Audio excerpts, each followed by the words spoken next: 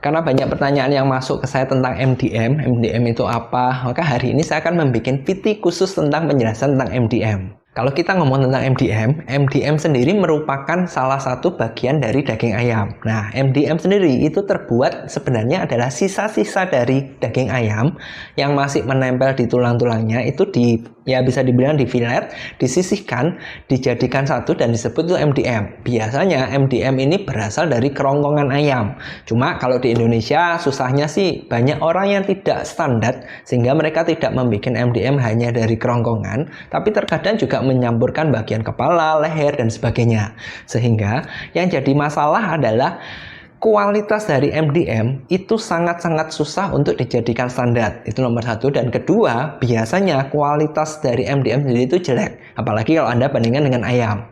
Cuma meskipun secara kualitas jelek, sebenarnya secara harga MDM itu sangat-sangat ekonomis, sangat murah sekali, sehingga sering dijadikan andalan oleh para pabrikan, mau itu pabrik nugget, bakso, siomay, dan sebagainya, untuk membuat produk yang murah. Kalau seperti ini, apakah sebaiknya kita menggunakan MDM atau tidak? Kalau ini tergantung dari Anda. Yang pertama adalah Anda bisa nggak cari MDM, karena MDM ini biasanya tidak dijual di pasar, tapi lebih ke arah mereka yang jualan daging frozen itu biasanya yang punya, sehingga mungkin tidak semua orang bisa mendapatkannya. Tapi kalau Anda punya kenalan jualan daging beku, silahkan Anda cari, itu biasanya mereka punya. Itu yang pertama, Anda bisa dapat nggak. Yang kedua, Anda ingin bikin produk yang seperti gimana? Nah, seperti yang saya sampaikan tadi, kualitas MDM itu dia kalau dibandingkan dengan ayam kan cukup jauh, cukup di bawahnya, tapi secara harga murah. Sehingga MDM ini lebih cocok dipakai untuk mereka yang bukan mengejar kualitas, tapi mengejar di harga. Jadi Anda perlu ingat juga bahwa kalau kita ngomong makanan, marketnya itu selalu ada dua. Mereka yang mengejar kualitas dan juga mereka yang mengejar harga. Contoh misalkan bakso, misalkan Anda mau baksonya kenyal, keras, bagus sekali, tentu akan lebih susah ketika Anda menggunakan MDM. Tapi sebaliknya ketika Anda mau, saya pokoknya mau jualan bakso yang murah karena di desa dan sebagainya, MDM ini bisa jadi alternatif supaya jualan Anda lebih oke, lebih gampang. Nah, jadi tentukan marketnya Anda apa. Kalau memang Anda mencari harga yang murah, MDM ini akan sangat membantu. Oke, sekarang Anda sudah memutuskan untuk pakai MDM, tapi Anda juga khawatir karena tadi saya sampaikan kualitas MDM itu jauh di bawah ayam, jadi jelek. Jangan-jangan kalau Anda pakai nanti hasilnya jelek. Tenang aja, ada beberapa tips dan trik yang bisa kita lakukan supaya hasil bakso, nugget, sosis, dimsum, dan sebagainya yang menggunakan MDM itu tetap bagus. Trik pertama yang bisa Anda lakukan adalah Anda perlu menggunakan bahan tambahan pangan untuk mengikat dan meningkatkan kualitas dari MDM Anda. Nah, tadi kan saya sudah sampaikan bahwa MDM itu dari sisa-sisa daging ayam yang dikumpulkan. Sehingga secara kualitas kan tidak tahu sebagus atau sejelek apa. Kalau ternyata Anda dapat kualitas MDM yang cukup bagus, tidak terlalu jelek, maka Anda bisa menambahkan bahan tambahan pangan seperti M100FT. Ini adalah protein nabati yang fungsinya adalah mengikat cairan dan lemak supaya hasilnya lebih bagus. Kenapa kalau saya rekomendasikan M100FT? Karena MDM mayoritas isinya adalah cairan dan lemak dan dia sifatnya lembek, makanya bisa sangat membantu.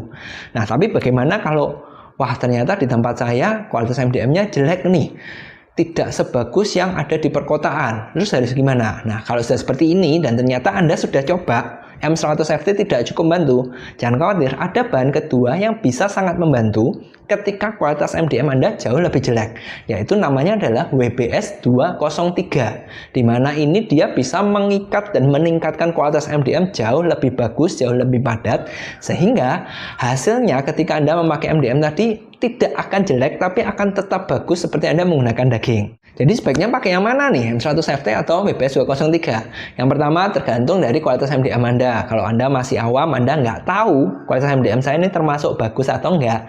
Hal kedua bisa jadi Anda patokan adalah takaran MDM Anda seberapa banyak. Nah, ketika kita bikin misalkan bakso nih menggunakan MDM, kita bisa menggunakan yang banyak MDM-nya atau hanya sebagai campuran jadi sedikit. Ketika Anda dalam resepnya itu masih dominan misalkan daging ayam dan MDM-nya cuma sedikit sebagai pelengkap aja supaya harganya sedikit turun, Anda cukup menggunakan M100FT. Tapi kalau sebaliknya, MDM-nya yang lebih banyak, daging ayamnya lebih sedikit, maka yang lebih cocok adalah WBS 203. Saya harap dari penjelasan hari ini Anda cukup jelas tentang MDM itu apa, bagaimana cara menggunakannya, dan apa manfaatnya untuk Anda. Dan saya tambahin satu lagi, kelemahan dari MDM selain kualitasnya lebih jelek, itu biasanya ada di rasa dan aromanya yang berbeda, dimana karena dia dominan di lemak, maka biasanya menimbulkan rasa enek yang cukup kuat. Nah, kalau untuk mengatasi hal ini, dan ternyata Anda resepnya adalah dominan MDM, jangan khawatir, kalau ada penyebab, tentu ada solusinya juga, dimana solusi yang bisa Anda gunakan supaya mencegah rasanya tidak enak dan tetap enak, Anda bisa mengkombinasikan dua hal berikut. Yang pertama, Anda bisa menambahkan yang namanya chicken powder, ini untuk menambahkan rasa ayam dan menutupi rasa MDM. Dan yang kedua, menghilangkan enaknya, Anda tinggal pakai yang garlic powder. Garlic powder adalah ekstrak bawang putih. Kenapa kok tidak pakai bawang putih saja?